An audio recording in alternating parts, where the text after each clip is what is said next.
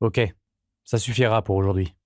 Je vais voir comment ça se passe au bar, annonçai-je à Betty, mon assistante, tout en réajustant mes boutons de manchette. Tu vas encore faire des heures supplémentaires me taquina-t-elle. C'était une blague récurrente entre nous. Contrairement à mes frères, je n'étais pas un bourreau de travail.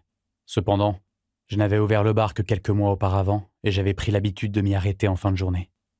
Il faut ce qu'il faut. Bon, à demain, lançai-je avant de m'engager dans le couloir.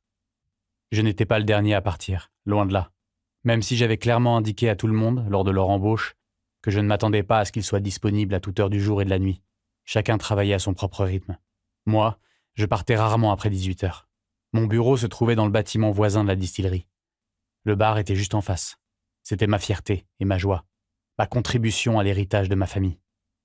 Whiteley Distillery and Bar était maintenant l'un des établissements les plus en vue de Boston. Comme je m'y attendais, l'endroit débordait déjà d'activité quand j'entrais. L'happy hour était toujours très animé, et heureusement, 3 barman étaient présents ce soir. Vu l'épidémie de grippe qui sévissait ces derniers temps, j'avais passé de nombreuses soirées derrière le comptoir pour leur venir en aide quand c'était nécessaire. Je considérais mes employés comme des membres de ma famille. Je les rémunérais justement et je les traitais avec respect. Je souhaitais vraiment qu'ils aient envie de venir travailler, et j'estimais qu'il était de ma responsabilité de leur procurer un environnement agréable.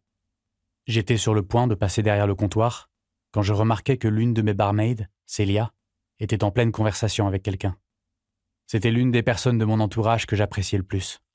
Travailleuse acharnée, elle était également d'une beauté captivante qui lui attirait parfois quelques désagréments.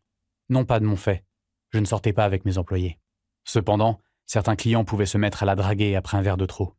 Les garçons et moi nous montrions très protecteurs vis-à-vis d'elle, et nous veillions toujours à ce que personne ne l'ennuie. En vérité, Célia n'avait pas besoin de nous. Elle s'en sortait très bien toute seule. En prêtant un peu plus attention à son interlocutrice, je constatais qu'elle ressemblait beaucoup à Célia. Elle possédait également un charme extraordinaire, avec de longs cheveux blonds qui lui arrivaient aux coudes et dessinaient une ligne parfaite dans son dos. Je continuai vers le bar et vis qu'elle mangeait un hamburger.